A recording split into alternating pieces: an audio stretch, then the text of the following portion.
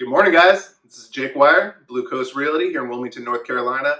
And this morning, what I want to do was go over a home inspection that we received for one of my clients that is purchasing a brand new spec home from a nationwide builder. So I'm not going to get into any details about who this building is being constructed by, but I want to point out a couple things. Now, first of all, here in North Carolina, we are a buyer beware state. Now, that sounds really scary.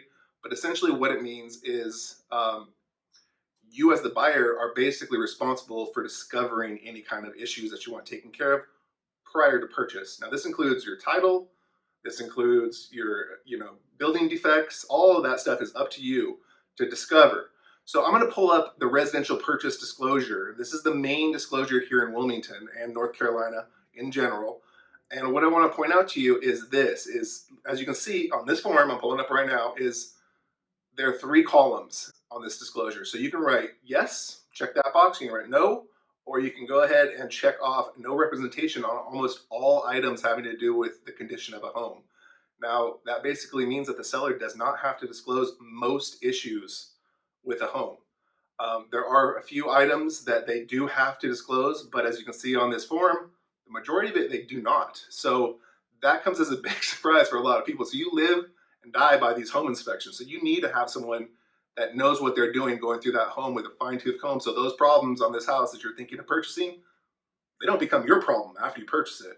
So that being said, what I'd like to do is go over a home inspection, this brand new home that we just did, and kind of show you that even this brand new house has issues that you probably wouldn't be aware of during the 1-year builder home warranty.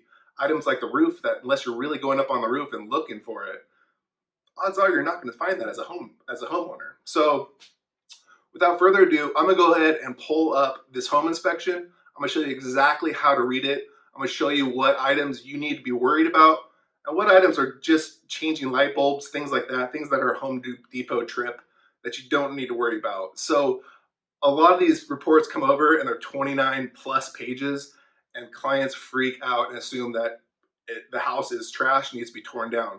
That's not the case most of the time. Most of the time. Usually you're going to find items and they're going to check for everything. So you really want to make sure that you're getting the most bang for your buck during these home inspections. So make sure your representation, your real estate agent, is making sure all appliances are on, plugged in, functioning, that all light bulbs that need to be changed are changed. Because what you're going to find in this home inspection a lot of the times is home inspectors are not going to go that extra mile to plug in appliances. They're not going to go the extra mile to check to make sure it was a light bulb versus a faulty fixture. So to get the most bang for your buck and make sure you're asking for things that are actually issues, you really need to have a good communication. Your agent has to have good communication with the other side. Make sure all utilities are turned on, gas, power, all of that stuff, and give the home inspector the best chance of doing a solid, complete home inspection. So without further ado, let's go and pull up that home inspection. I'm going to show you kind of the items and the summaries and the issues that you really need to be concerned about. And remember, this is brand new construction. So if we're finding this on brand new construction, you can imagine what we kind of find on something that's 50 years old, 60 years old. It's a lot more extensive. So without further ado, I'm going to pull up that home inspection. Here we go. Okay guys, so this is just the front cover page. It'll have a picture of the home, just some basic information on the address. Here's a table of contents. This is a 29-page report. So this is kind of what's going to be inside of it. Also, it'll have a summary report, as you can see right over here. Here's a list of what the summary findings are. It's a really good way of kind of getting an overview of what you're dealing with. Now, on this page, page 5, you're going to see basically who was in attendance for the inspection, if the home was occupied or unoccupied, the type of the building, like whether it's a crawl space or a slab, age of construction, and a couple of elevation shots. This particular home inspector does do drone footage, which is nice for the roof. Now, over here on the other page, you can see on the roof coverings, this was some of the major issues we found on this brand new construction. Over this dormer, there was improper overhang on this lip right here, which is going to cause eventually possibly water intrusion, which is a huge issue for this area. Now, the next page here, you're going to see due to the pitch of this dormer and And right here also, you'll see that there was actually some damage done by the roofers during installation on some of the shingles. So all of this was brought to the builder's attention and is going to be rectified prior to closing. So obviously huge issues because the typical homeowner is not going to get on top of their roof prior to closing to see this. This is where those aerial photos really come in handy.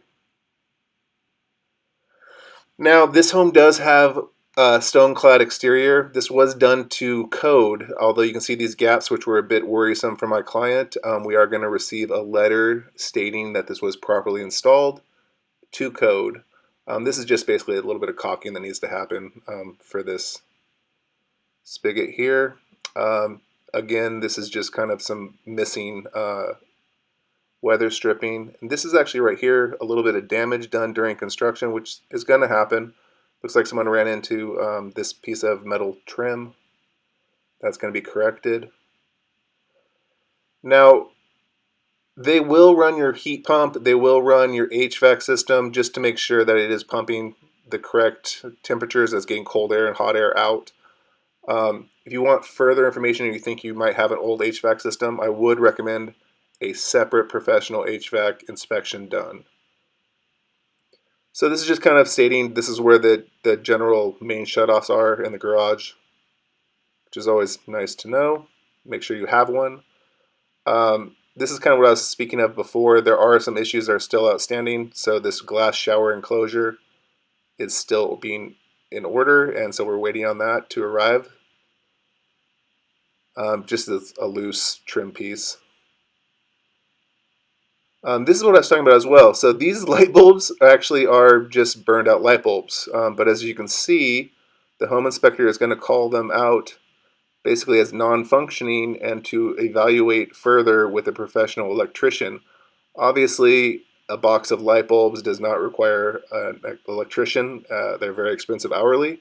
So just make sure things like this are kind of taken care of prior to the home inspection because they will get called out unnecessarily, really.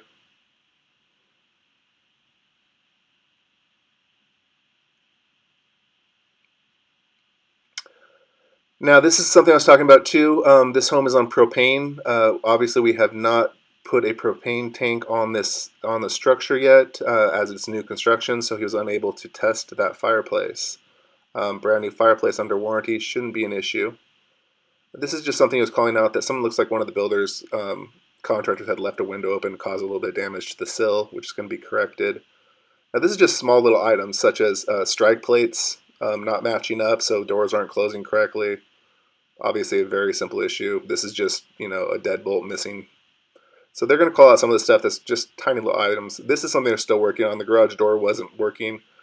And this right here, the dishwasher, this is something I was talking about too. So just make sure all your appliances are properly plugged in and functioning before your inspector is there. I was actually present at the home inspection, as I am with most of my inspections, if I can be. This dishwasher was called out as non-functioning and to have further repairs and evaluation, but as you can see, I was there and I opened up the cabinet and it was simply unplugged. Most home inspectors are not going to go the extra bit to start plugging stuff in, so just make sure it's all properly functioning before they get there. Otherwise you're going to end up with a lot of these comments that just really aren't probably necessary to be in the home inspection. And again, on that other page, that was what they ended up happening is they ended up drywalling a wire into the wall, and so they had to cut it open to get it out for the garage door. This is just standards of practice. The rest of this report is just kind of legal jargon, more or less, what to expect, what the home inspector will do for you, what to expect in the report, what will be covered in the report, etc. So, I hope that is helpful in kind of discussing a home inspection situation and looking through the report and seeing what's important and possibly just kind of small issues. All right, guys, well, reach out if you have any questions.